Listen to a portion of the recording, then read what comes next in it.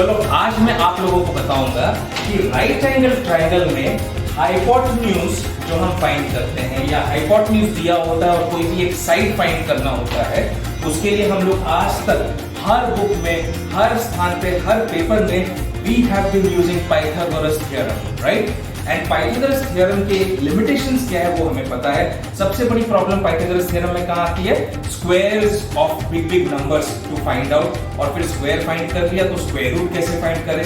क्योंकि square root find करने का तो एक ही तरीका है, या तो फैक्टराइजेशन मेथड से करो या डिवीजन मेथड से करो, both of which are time consuming process. So we can solve a right angle triangle in order to find out whether the hypotenuse or one of the sides of the right angle triangle given the other side and the hypotenuse without the use of squares, square roots, as we've been doing in Pythagoras theorem. So let's have a quick review over the Pythagoras theorem. I know that every one of you know what is the Pythagoras theorem and how to solve it, but I'm going to consider this right angle triangle which is there in front of me, triangle ABC, right angle at B, and the hypotenuse is the side opposite to the right angle, we know, and there are two sides which I have already drawn over here. Let me consider this side as the horizontal side, okay, and AB as the vertical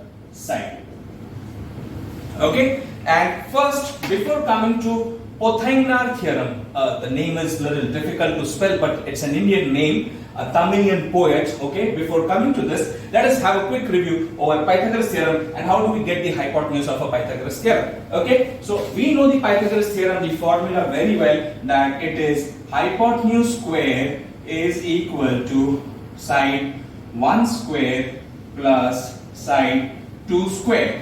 Now height square, which I don't know, is going to be side 1 square 28 square plus 21 square, correct? 28 square is 784. Now since I know and most of the students know, it's easier, but if the number goes higher than this, maybe 98, 99, 159, then the problems of calculations arise if you're not using the calculator, correct?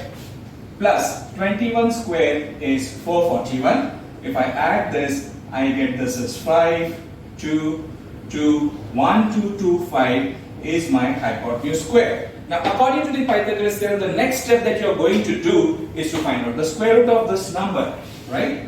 So height is equal to square root of 1225. Now we know that we've got hypotenuse is equal to plus or minus square root of 1225. I need to find out square root of 1225. There are only two methods to find out the square root, either by factorization method or by square root division method, correct? When we do that, we get the answer of hypotenuse as 35 centimeter. That is the hypotenuse that I found out using the Pythagoras theorem. Now the only trouble, Pythagoras theorem is brilliant.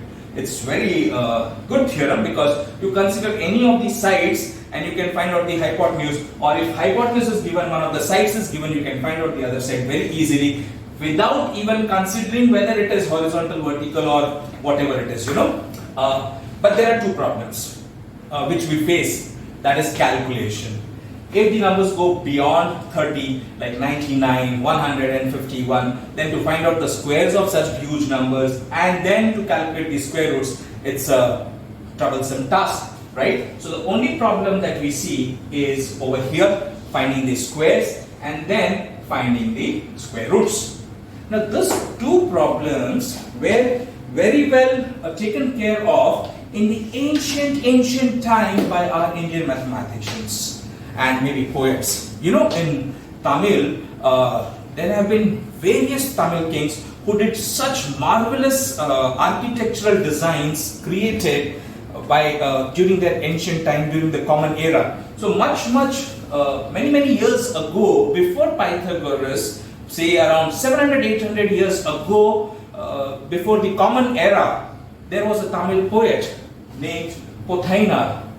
Okay, you may spell it as Pothayanar, okay, and he, in his poem, in his poetic language, has written something about the right angle triangle and how to find out the hypotenuse of a right angle triangle. And where did this come from? Basically, see, in the ancient architectural design, they have designed turrets of temple, the dams.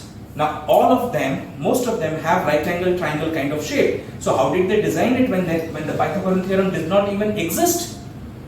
That shows that there was someone who knew how to calculate the hypotenuse or the sides of a right angle triangle when two of the sides are given to you. And that was Pothayanar. So Pothayanar was one Tamil poet who came out with his theorem. If we design, if we find out, if we try to explore it further, we'll be able to know more. He took into consideration the quatrain of lines to articulate the formula to find out the hypotenuse of a right angle triangle. So what was Pothayanar's theorem? Let us see that.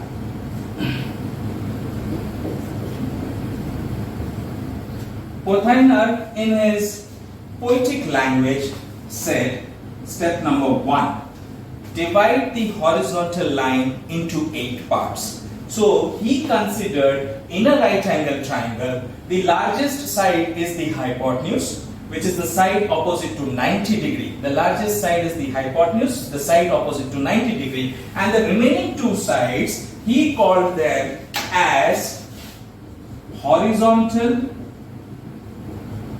line and this one as vertical line. The horizontal line and the vertical line. And what did he say? That divide the horizontal line. Divide the horizontal line into 8 parts. 8 equal parts. Okay, so I will write it over here. Divide the horizontal line into 8 equal parts. Now dividing it means 8 equal parts, and delete one part out of 8. So you have to divide the horizontal line into 8 equal parts, delete one part of it, you are left out with 7 over 8 part of the horizontal line. Now the next step, what you need to do, add 7 over 8 part of horizontal line to half of vertical line. This will give you the hypotenuse of the triangle. Very simple fact. 7/8 part of the horizontal line added to half of the vertical line will give you the hypotenuse of the triangle. And horizontal line, in this case, today's case, I can say consider the larger side as the horizontal line. The larger of the two sides to be considered as horizontal line and the smaller of the two sides to be considered as vertical line. Let's do the calculation and check whether this theorem gives us the same answer what Pythagoras gave after doing squares and square roots, and this is only on the basis of fractions. Okay, so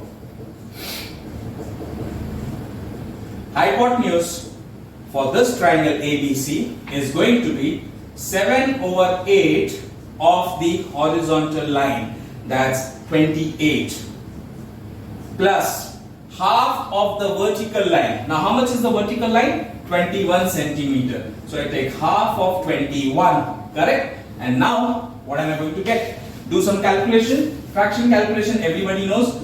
For 2s are, for 7s are, I get 7 7s are 49 over 2 plus 21 1s are 21 over 2. The LCM is same, 2. So in the numerator I get 49 plus 21. 49 plus 21 will give you 70 over 2. That is equal to 35 centimeter.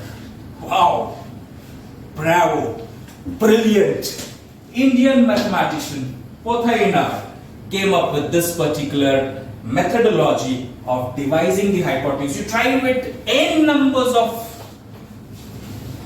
measurements of the horizontal and the vertical lines, you will get the right hypotenuse. And not only the right hypotenuse, if the hypotenuse is given to you and the side one of the sides is given to you. You can find out the second side also using the same method. The only point to remember and focus and not to make mistake is horizontal line is going to be the larger of the two sides, and you can easily identify because the side which is opposite to the greater angle will be greater than the side which is opposite to the smaller angle. So it's easy to identify in a right angle triangle. Hypotenuse is the largest side, and out of the two remaining two sides, which is the larger one and which is the smaller one, and you get it without squares and square roots, only by use of fractions. Enjoy the new Pythagorean Pothayanar's theorem of mathematics. Thank you.